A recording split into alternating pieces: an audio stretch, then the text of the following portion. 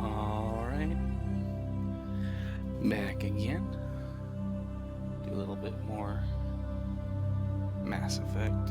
I don't know, maybe like 45 minutes. We'll see. But, let's have a little bit of fun.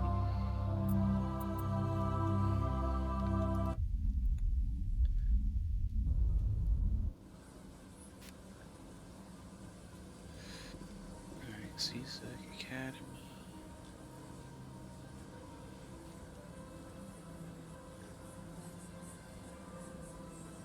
We're supposed to go across bridges, all kinds. Let's just go look around. That's my problem with Mass Effect, is I just want to keep exploring forever and ever and ever. I must talk to the council. Hey Cherry, how are you? Thanks for lurking or viewing if you're viewing. Hope you're having a good night.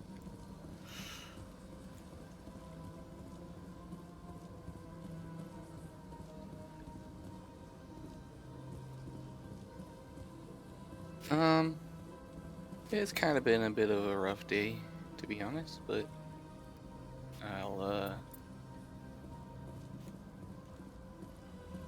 be okay. Chilling.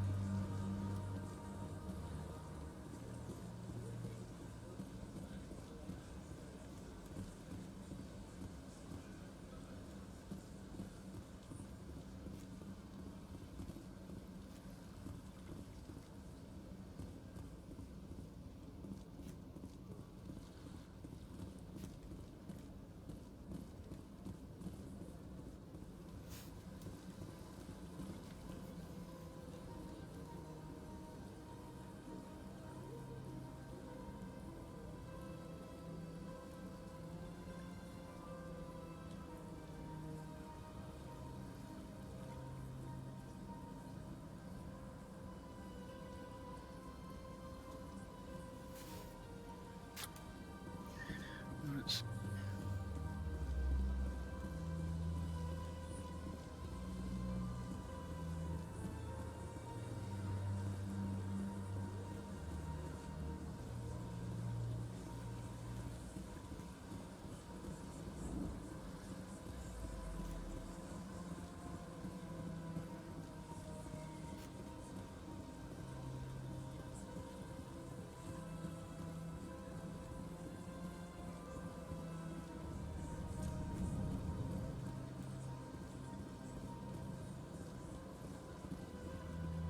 What's this?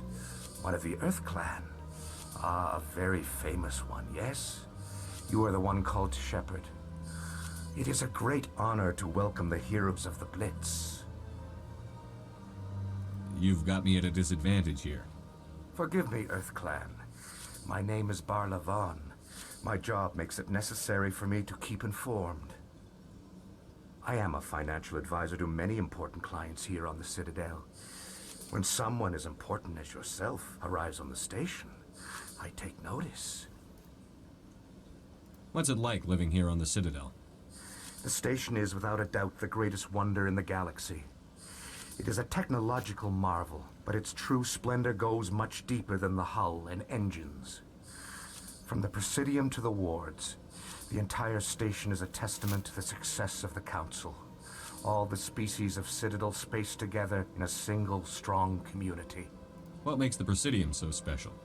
It is the political center of Citadel space. 80% of all intelligent species in the known galaxy acknowledge the Council's authority on interstellar matters. But only the most powerful and influential species have embassies here on the Presidium. This level of the station is reserved for the elite, Shepard, people like us. What are the wards like? The cultural heart of the galaxy. They pulse with the lifeblood of millions of citizens from dozens of different species. You never know what you'll find out in the wards, Commander. It's always full of surprises. Fortunately, most of them are pleasant. I love pleasant surprises. Tell me more about your job. Galactic finance is incredibly complex. A mix of laws and regulations from dozens of interstellar economies. I'm an expert in how all these economies interact. For a fee, I share my expertise. I also offer premium services for those clients who need someone to conduct business without drawing unwanted attention. Discreet and efficient. That's my motto. Sounds pretty shady. Everything I do falls completely within the bounds of interstellar commerce law. Even so, many of my clients would prefer their transactions remain undisclosed. For example, suppose a Hanar ambassador was petitioning the council to reduce tariffs on Hanar goods. How would it look if he had money invested in a Hanar exporting company? Even if his true motives were to help his people, he would be accused of advancing the petition for his own personal gain. I can keep his personal finances private. Still sounds shady to me. Then we can only hope he will never be cursed with a large enough fortune to require my services. I should go. Goodbye, Commander.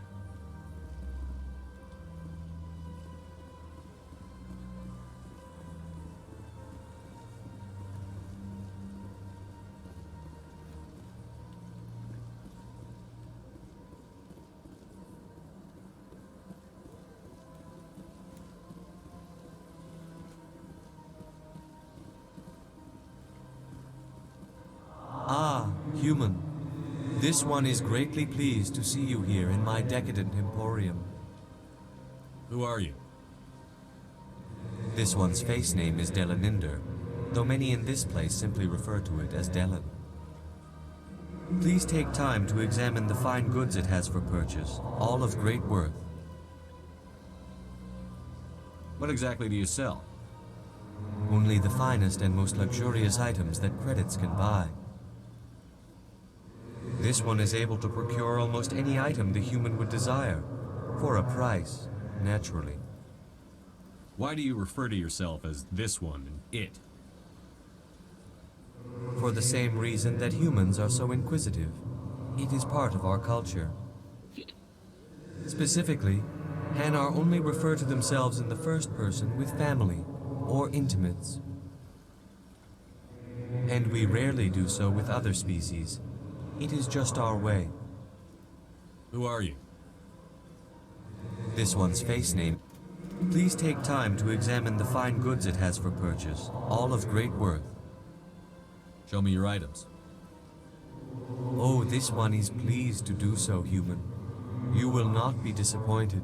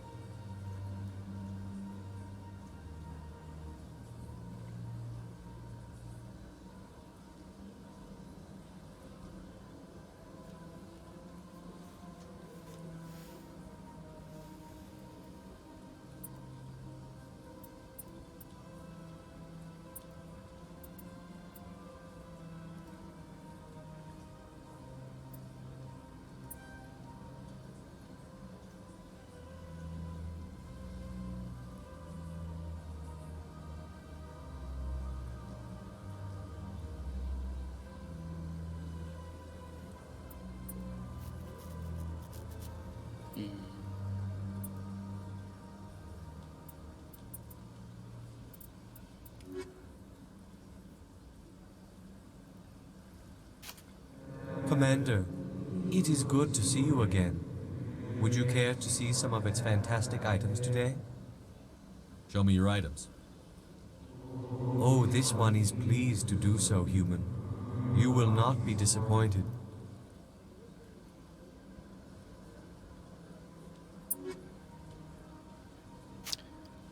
Crap.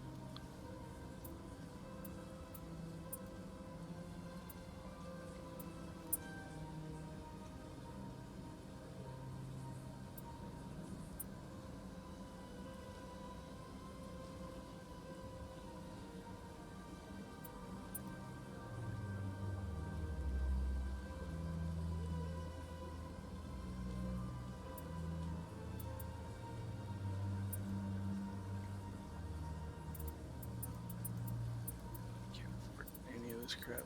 Okay. That's cool. We'll get it later. Big place.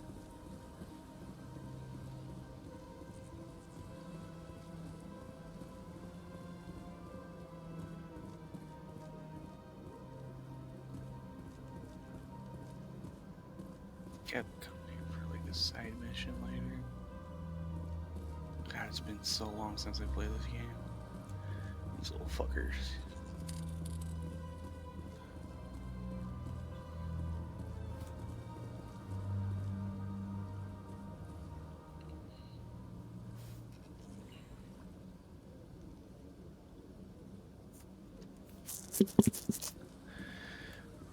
Okay.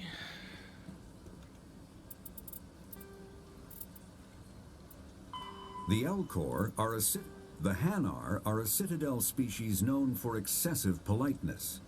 They speak with scrupulous precision and take offense at improper language. Hanar that expect to deal with other species take special courses to help them unlearn their tendency to take offense at improper speech. All Hanar have two names. The face name is known to the world. The soul name is kept for use among close friends and relations. Hanar never refer to themselves in the first person in conversation with someone they know on a face name basis. To do so is considered egotistical, so instead they refer to themselves as this one, or the impersonal it. Their homeworld, Kajay, has 90% ocean cover and orbits an energetic white star, resulting in a permanent blanket of cloud. Due to the presence of Prothean ruins on the world, many Hanar worship them, and Hanar myths often speak of an elder race that civilized them by teaching them language.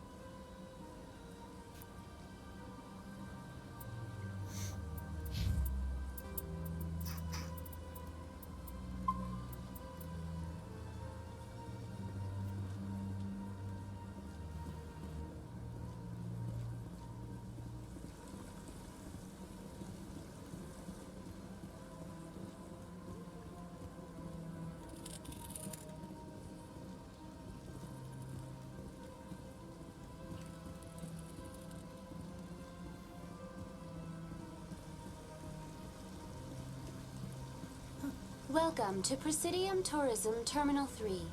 Here in the financial district, a number of businesses offer various goods and services to their exclusive clientele. The statue you see before you was commissioned to honor the Krogan soldiers who gave their lives to protect Citadel space during the Rachni Wars. In the aftermath of the Krogan Rebellions, several embassies petitioned to have the statue removed. However, this motion was eventually quashed by the Council. What were the Rachni Wars? Nearly 2,200 years ago, explorers seeking to expand Citadel space opened up mass relays leading to systems controlled by the Rachni.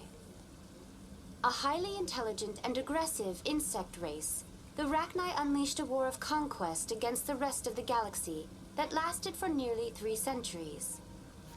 The emergence of the Krogan finally turned the tide in favor of the Citadel species. Krogan forces provided the numbers necessary to halt the Rachni advance and drive them back. The Krogan then pursued their retreating fleets.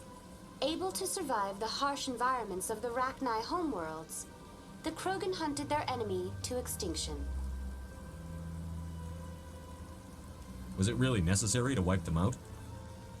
I am sorry, but a value judgment of that nature goes beyond my programming. Tell me more about the Krogan Rebellions. In recognition of their efforts during the Rachni Wars, the Krogan were granted several new colony worlds by the Council. Over the next 400 years, the Krogan species began to expand. Blessed with an extremely high birth rate, their numbers began to swell. Faced with a critical overpopulation crisis, the Krogan started a violent colonization of nearby worlds inhabited by other Council species. The Krogan Rebellions had begun. For a full century, the Council and its member species fought to bring the Krogan under control. With the aid of the newly discovered Turian Empire, they were ultimately successful. You needed the Krogan to stop the Rachni, then you needed the Turians to stop the Krogan. So who's gonna stop the Turians? I am sorry, but that question is beyond my programming parameters. The Turians are members of the Citadel Council. They are not a threat to galactic peace. Why did the Council fight so hard to keep the statue? The Krogan were instrumental in saving the galaxy from the Rachni threat. The Council believed this historical fact should not be forgotten. The Council also hoped that preserving the memorial would improve diplomatic relations with the Krogan and bring about a peaceful resolution to the rebellions. Unfortunately, the Krogan refused to negotiate and only surrendered after their population and homeworlds had been ravaged by the Turians. That's all for now. Thank you for using Avina. Have a pleasant day.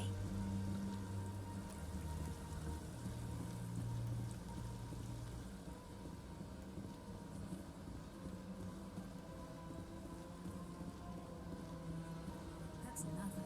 I've had my office rearranged 5 times. Welcome. I am Naylina. I don't recognize you as one of our expected clients today. Would you like me to see when the consort will be able to meet with you?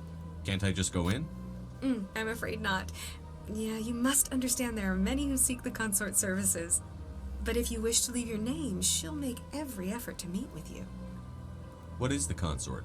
What does she do? It's difficult to explain. She's many things to many people, and something different for each. Some seek her for advice, some for entertainment, others still for pleasure. Most of the time, our clients won't realize what they were seeking until after she has provided it for them. You make her sound like some kind of oracle. No, not in the usual sense. She's merely a woman with remarkable compassion and a generous spirit. I suggest you make an appointment and see for yourself. What do you do here, Naylina? I'm one of the consort's acolytes. Many of the people here today will not see the consort, but they expect to be attended to just the same. It's our job to ensure that they leave contented. What exactly do you attend to? Well, each acolyte has her unique abilities. Some soothe with song, others with conversation. As much as possible, we seek to match the needs of our clients to the skills of our acolytes. My specialty is touch. My fingertips can find every tension point in your body and relieve it. I'd like to try out your services. Excellent. I'll add you to our client list. We should be able to see you in 3 or 4 months. Whew.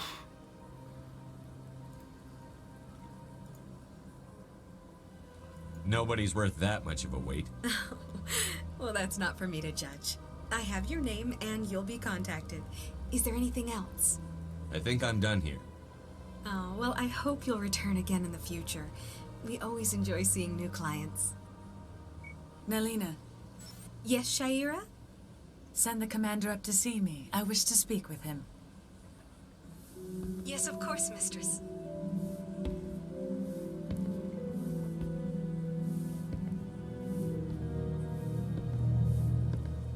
Huh.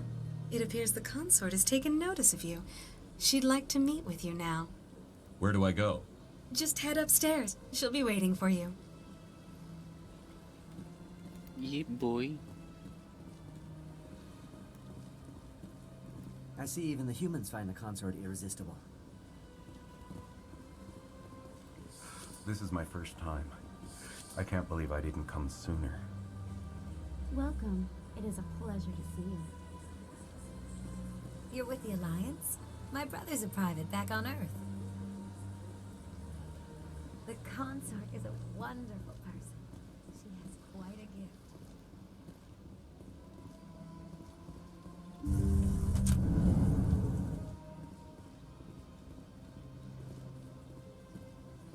That is close enough, Commander. I've heard a great many things about you since your arrival here in our citadel. I don't like people spying on me. I apologize, Commander. I make it my business to know when important people arrive on the station. Many of them become clients. But that is not why I asked you here. I have a certain problem that could use your expertise. Tell me about this problem you're having. I have a friend, Septimus, a retired Turian general. I won't discuss the details, but he wanted me to be more than I could be. We had a falling out.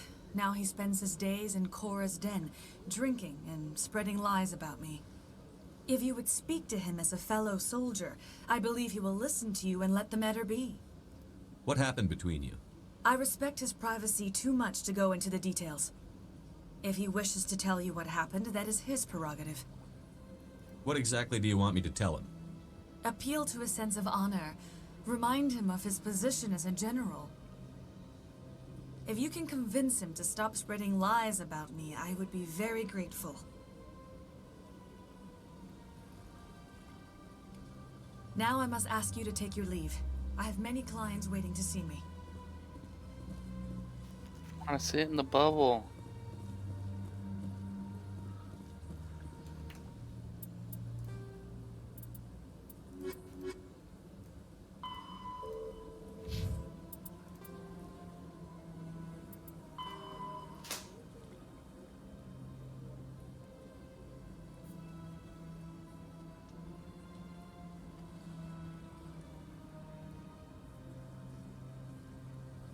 Gay.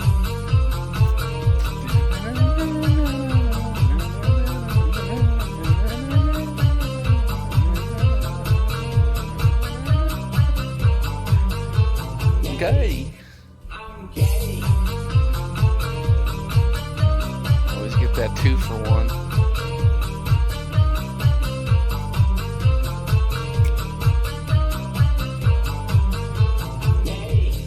Thank you, Cherry. You're my biggest fan. You're the best.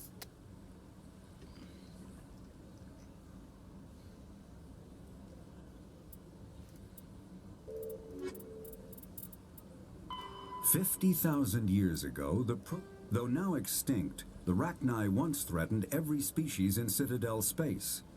Over 2,000 years ago, explorers foolishly opened a mass relay to a previously unknown system. I mean, you're the only viewer I have, you know, most of the time it seems like, so, I mean, you're a true friend to me. Guided by a hive mind intelligence. Unfortunately, the Rachni were not peaceful, and the galaxy was plunged into a series of conflicts known as the Rachni Wars. Attempts to negotiate were futile, as it was impossible to make contact with the hive queens that guided the race from beneath the surface of their toxic home world. The emergence of the Krogan ended the Rachni Wars. Bred to survive the harshest environments, the Krogan were able to strike at the Krogan queens in their came to lairs chew and gum and conquered kick ass, council and they were worlds. all out of gum. But when Krogan fleets pressed them back to their homeworld, the Rachni refused to surrender, and the Krogan eradicated them from the galaxy.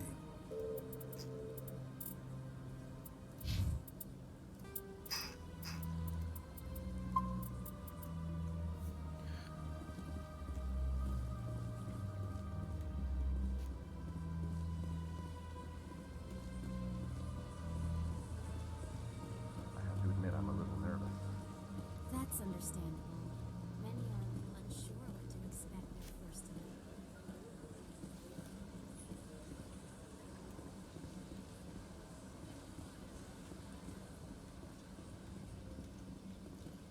this is just stairs to come up here.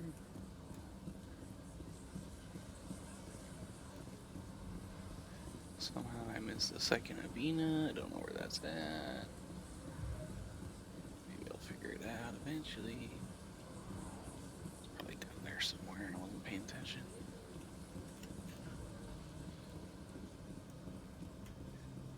Oh, God, Shepard, I wish you could run.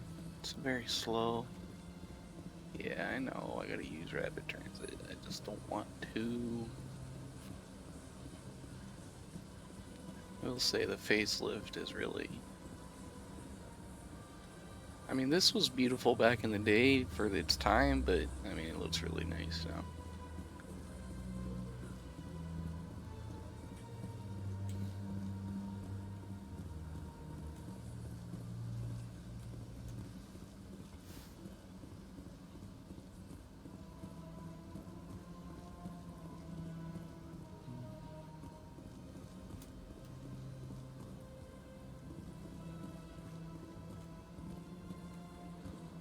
Oop.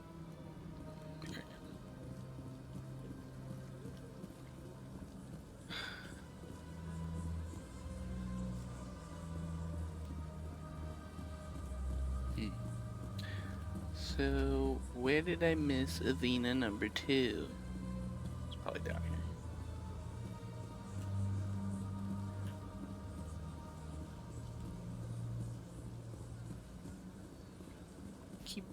Look at that bug thing. Please do not disturb the keepers. Do not disturb the keepers. Welcome to Presidium Tourism Terminal 2. You are standing near the base of the Citadel Tower, one of the Presidium's most recognizable and important structures. Behind me is the spectacular relay monument, a scale model representation of a Prothean mass relay. To your left is one of the keepers, the enigmatic caretakers of the Citadel, working on a control panel. You may see keepers involved in various tasks throughout all levels of the Citadel. We ask that you do not interfere with them in any way. The keepers are essential to the smooth operation of the Citadel. Obstructing their daily work will result in harsh penalties, including incarceration and rehabilitation. Damn. I'd like to know more about the keepers. Little is known about these peaceful servants of the Citadel, though they are essential to the operation and maintenance of the entire station. Citadel regulations protect the keepers against interference during the performance of their tasks. Failure to comply will result in harsh penalties. Keepers can be seen in all sections of the Citadel, but are typically found in and around the tower. Any particular reason there are so many keepers in this area? The keepers do not communicate with other species. It is assumed, however, that the tower houses the Citadel's primary control systems. Many of the station's systems, such as navigation and life support, function automatically. It is believed the keepers operate those systems from inside the tower's inaccessible core. The keepers also make frequent appearances in the council chamber itself, though they appear to be just passing through on their way to some other destination. Tell me about the relay monument. Discovered by the Asari who first arrived at the Citadel, the relay monument is one of the station's most interesting and controversial features. What is the meaning behind this striking piece of art? Is it a tribute to Prothean vanity? A reminder of their conquest of the galaxy through mass relay technology? Or perhaps it is a symbol of unity, a Prothean acknowledgement that the relays would eventually lead other species here to the Citadel. No one can say for sure, making the relay monument a favorite topic of discussion among academics and scholars. Tell me about the Citadel Tower. Housing both the council chambers and Citadel control, the tower is one of the most important buildings on the station. Access to these areas is restricted to those with the appropriate clearance. What happens in Citadel Control? Citadel Control handles all incoming and outbound transit. Every ship within 2,000 kilometers of the Citadel is under the jurisdiction of Citadel Control. At peak capacity, they are responsible for monitoring upwards of 1,000 vessels. I'd like to hear more about the council chambers. The business of the Council, which often has far-reaching effects on the galactic community, is conducted in a room at the apex of the Citadel Tower. The council chambers themselves are truly a magnificent sight to behold, though few get to experience the view in person. Typically, only the councilors, ambassadors, and high-ranking officials, along with various support staff, are allowed access. I'm scheduled to have an audience with the council. Only a handful of visitors to the Citadel are ever granted that privilege. I would be jealous, but that is outside the scope of my programming. That's all for now. Thank you for using Avina. Have a pleasant day.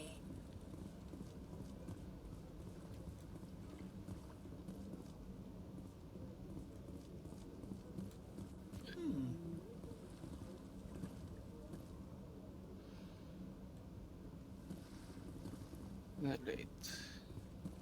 Yep, I say let's go talk to the council. And that will probably mostly wrap us up for tonight, I'm thinking. Why is there an X there? Maybe that's just a... point of interest, okay. To remember about this map.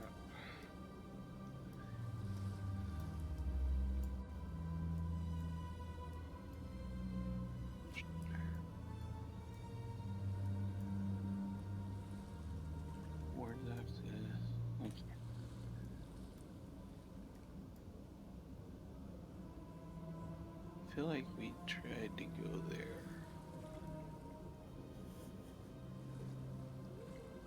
There wasn't much to see. Yeah, that was just that one. Okay, let's see how fast this elevator is. The council isn't going to ask me any questions, are they? I doubt it. We've made our reports. Now we just have to trust Ambassador Udina. No, we don't, sir. Press space bar to skip now. Very nice. Oh my god, the elevators are so fast now. They used to be the longest part of this game.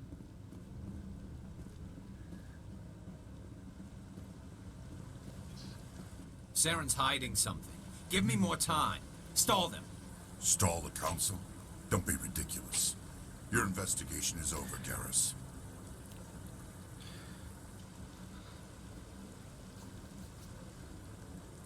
Commander Shepard, Garrus Vicarian.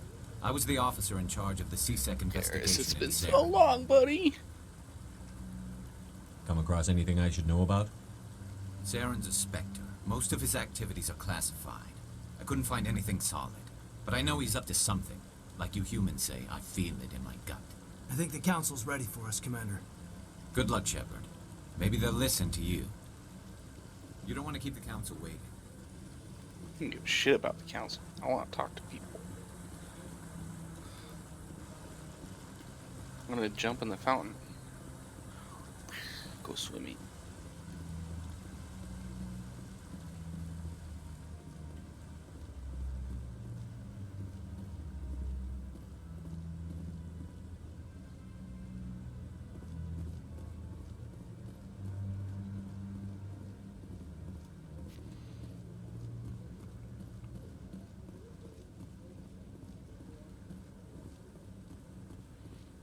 Kind of like Red Dead, No, there's just waiting to speak with one of the council's no assistants. reason to use the rapid transit that much.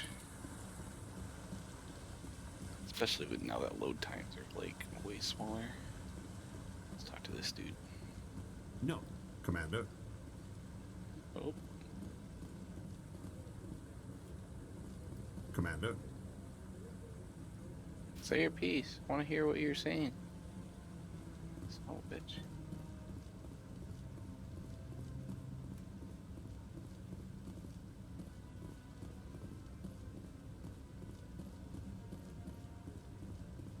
Don't be ridiculous. The Volus won't be joining the council for years. I'm not so sure. The humans are making a strong push, and you can bet the Volus will be right on their coattails if they succeed. Allowing the humans to join us is a sound strategic move. But the Volus? No. The Hanar are likely to be next, then the Elcor. You may be right, though the Hanar need to lighten up a bit first. You just don't like them because you have trouble understanding them. Bitch.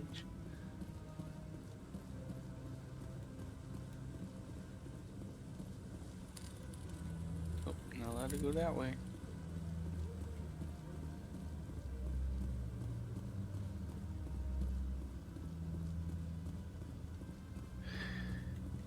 Alright.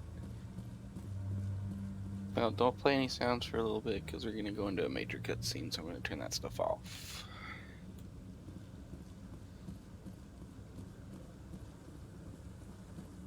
Sure, I don't miss anything. Nope. Look at that ass.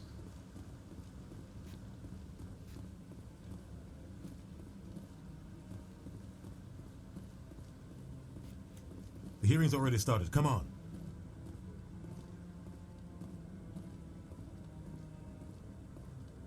The Geth attack is a matter of some concern, but there is nothing to indicate Saren was involved in any way. The investigation by Citadel Security turned up no evidence to support your charge of treason. An eyewitness saw him kill Nihilus in cold blood. We've read the Eden Prime reports, Ambassador. The testimony of one traumatized dock worker is hardly compelling proof. I resent these accusations. Nihilus was a fellow Spectre and a friend. That just let you catch him off guard. Captain Anderson, you always seem to be involved when humanity makes false charges against me. And this must be your protege, Commander Shepard, the one who let the beacon get destroyed. The mission to Eden Prime was top secret. The only way you could know about the beacon was if you were there. With Nihilus gone, his files passed on to me. I read the Eden Prime report. I was unimpressed. But what can you expect from a human? Saren despises humanity. That's why he attacked Eden Prime. Your species needs to learn its place, Shepard. You're not ready to join the Council. You're not even ready to join the Spectres. He has no right to say that. That's not his decision. Shepard's admission into the Spectres is not the purpose of this meeting. This meeting has no purpose. The humans are wasting your time, Counselor, and mine. You can't hide behind the Council forever. There is still one outstanding issue. Commander Shepard's vision. It may have been triggered by the beacon. Are we allowing dreams into evidence now? How can I defend my innocence against this kind of testimony? I agree. Our judgment must be based on facts and evidence, not wild imaginings and reckless speculation. Do you have anything else to add, Commander Shepard? You've made your decision. I won't waste my breath.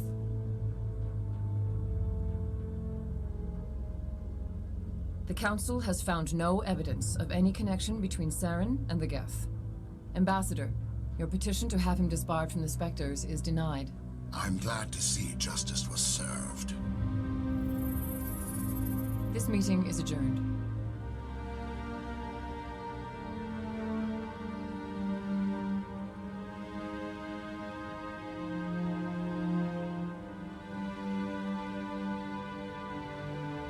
It was a mistake bringing you into that hearing, Captain. You and Saren have too much history. It made the Council question our motives. I know Saren.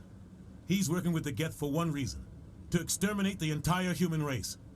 Every colony we have is at risk. Every world we control is in danger. Even Earth isn't safe. Tell me about this history between you and Saren. I worked with him on a mission a long time ago. Things went bad. Real bad. We shouldn't talk about this here. But I know what he's like. And he has to be stopped. We need to deal with Saren ourselves. As a Spectre, he's virtually untouchable. We need to find some way to expose him. What about Garrus, that CSEC investigator? We saw him arguing with the Executor. That's right. He was asking for more time to finish his report. Seems like he was close to finding something on Saren. Any idea where we could find him?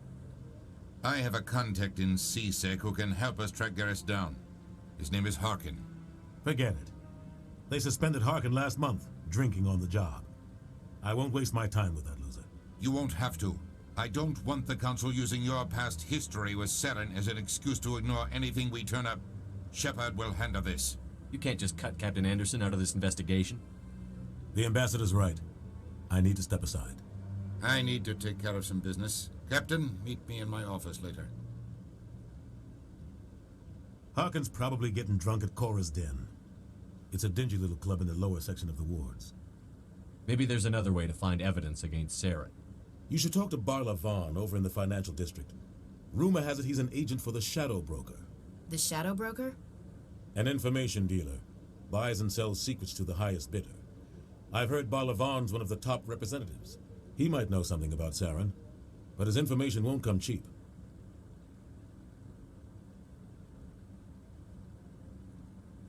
Tell me about Barla Vaughn. He specializes in moving large sums of money without leaving a paper trail. A financial genius, doesn't do anything illegal, but he knows all the loopholes. He's got an impressive client list. Ambassadors, diplomats, specters. That's probably why the Shadow Broker uses him. Tell me more about the Shadow Broker. He's a necessary evil of galactic politics. Buying and selling information is a part of the game, and the Shadow Broker just happens to be the best player on the field. Always sells to the highest bidder. Doesn't get involved in politics, doesn't pick sides. A simple system, but it works. He's not a threat to anyone, not directly. He's just a resource we can use, or she is. Or maybe they are. Nobody really knows. Our ambassador doesn't seem to get along with the Council. He's just frustrated. The Council's always preaching that we need to be part of the galactic community. But for them, it's a one-way street. They want us to expand and settle unstable regions like the Skillian Verge and the Attican Traverse. But when we run into trouble, they don't want to help us out. Everyone knows it's only a matter of time until we get a seat on the Council. The ambassador just thinks it should happen sooner rather than later. And I agree. Maybe they'd let us join the Council if we were more willing to cooperate with the other species. Of course they would. If we did everything they told us to, they'd love to have us on the Council. But it wouldn't be much of a deal for us. I understand their side. They don't want us dominating the Council. It's founded on cooperation and alliances. But we have to look out for our own interests too. I want to know more about the Spectres. They're not your typical government agency. They tend to work alone, behind the scenes. They take care of problems the Council can't. It's not easy preserving peace across an entire galaxy. The Council prefers to use diplomacy and negotiation. But sometimes more extreme measures are needed. How do they decide who becomes a Spectre? You can't just apply to join. There's no training program. Spectres aren't made. They're born. The Council's always looking for exceptional individuals. People who can get the job done, like you. They've been watching you for years. They see something in you. They want you on their side. Nihilus was supposed to give them a final recommendation, but with him gone, things are still up in the air. What's their command structure like? There is no command structure. Each Spectre answers directly to the Council. Sometimes they're sent on specific missions. Other times, they act on their own. They tend to operate outside the law, do whatever it takes to accomplish their goals. The Council just turns a blind eye. Spectres have a lot of power, Shepard. They sound like shadow operatives. Everything about them is classified. We don't even know how many there are. The latest Alliance estimate puts their numbers under 100. But the Council couldn't do its job without them. They're the Citadel's top agents, the last line of defense, the final option before open war. The entire galaxy respects and fears them. If a Spectre shows up, you know something big is about to happen. What happens when a Spectre goes rogue, like Saren? It doesn't happen often. The Council is careful when they select their candidates. But when something does go wrong, there's usually only one solution. Send another Spectre to bring the rogue agent down. You don't think much of Harkin. The guy joined CSEC about 20 years ago. He's been an embarrassment to our species ever since. Roughing up suspects in custody, bribery accusations, alcohol and drug use. The embassy used to step in when he got in trouble. But I guess enough was enough. I thought this embassy was supposed to help humans. Harkin may be human, but he's also an ass. He's had more than his share of chances. If the embassy wasn't protecting him, he would have been fired 15 years ago. CSEC is better off without him. I should go. Good luck, Shepard. I'll be over in the ambassador's office if you need anything else. Man, I could play this all night. Honestly. Fucking love this game. We'll get ourselves back outside and save. And I think I'm gonna have to call it a night though. Maybe. But I wouldn't believe everything you hear. If only I didn't have to work tomorrow. But maybe I'll get some more time tomorrow night, because it's my Friday. So, we'll see. Maybe we'll do a few hours into the night, stay up late. I want the kiddo.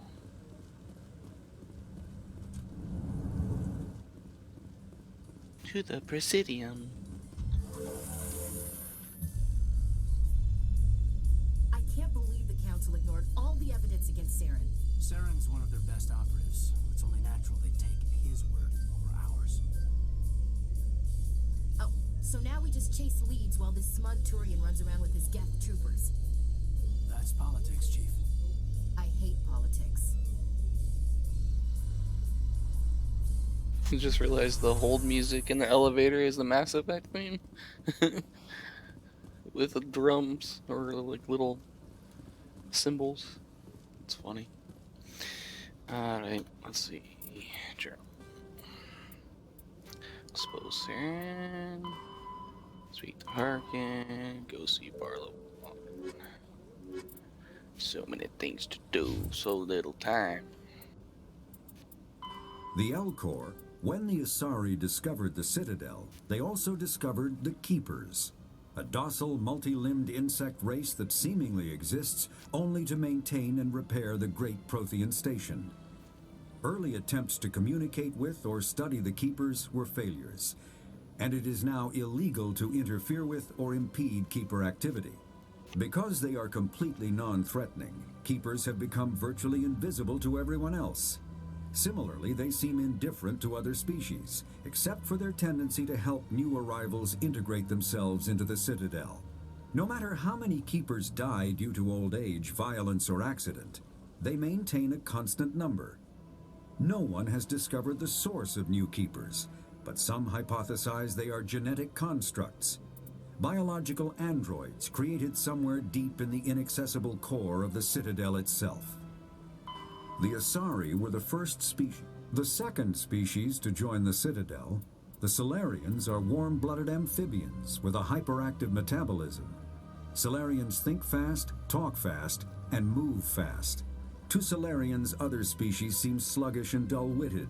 Unfortunately, their metabolic speed leaves them with a relatively short lifespan. Solarians over the age of 40 are a rarity.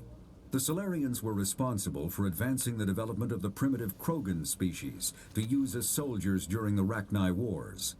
They were also behind the creation of the genophage bioweapon the Turians used to quell the Krogan Rebellions several centuries later. Solarians are known for their observational capability and non-linear thinking. This manifests as an aptitude for research and espionage. They are constantly experimenting and inventing, and it is generally accepted that they always know more than they are letting on. Mass relays are feats of Prothean engineering advanced far beyond the technology of any living species. They are enormous structures scattered throughout the stars and can create corridors of virtually mass-free space, allowing instantaneous transit between locations separated by years or even centuries of travel using conventional FTL drives. Primary mass relays can propel ships thousands of light years, often from one spiral arm of the galaxy to another. However, they have fixed one-to-one connections. A primary relay connects to one other primary relay and nowhere else. Secondary relays can only propel ships across a few hundred light years. However, they are omnidirectional. A secondary relay can send a ship to any other relay within its limited range. There are many dormant primary relays whose corresponding twins have not yet been located. These are left inactive until their partner is charted, as established civilizations are unwilling to blindly open a passage that might connect them to a hostile species. Except for humans. So we're a bunch of assholes. Alright. Well, Cherry, I don't know if you're still out there watching, but really appreciate you coming out. And we'll just keep doing this. I'm gonna throw this over to my boy Tekken Master, who's also playing Mass Effect. So, let's do that. Love you. Have a good night. And I'll see you later. Here we go.